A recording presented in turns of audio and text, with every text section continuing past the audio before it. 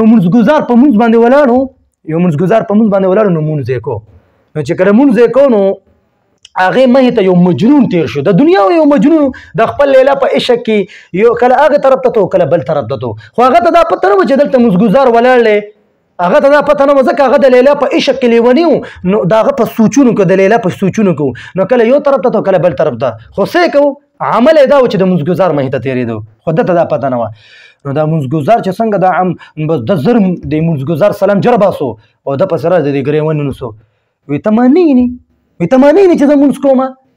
نو اول خو هغه توجه نه برابرې ده، خو چې کله توجه برابر شو د مونځګزار ته وکتل نو داسې ښکته بره ورته داسې ګوري داسې ورته ګوري دا ورته ولې ګوري تاسو پته شته. هغه حیران دی، هغه حیران په دې دی. هغه ورته وی ظالمه وی زه د عشق مجازي کې مبتلا یم، عشق مجازي کې د لیلا د دنیا په معشوقې پسې لیوال یم او سوچونو د هغه په سوچونو کې مبتلا یم. وی زه د دنیا په لیلا د دنیا په عشق کې مبتلا یم، ما ته ونه لیدې. نو وی ته خو په حقیقي عشق کې مبتلا یې.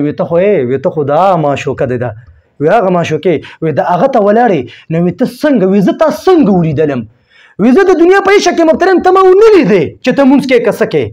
او ته چې د عشق حقیقي کې مبتلا یې، الله تعالی ته سر په سجود او تا ته چې زه ښکاره شم.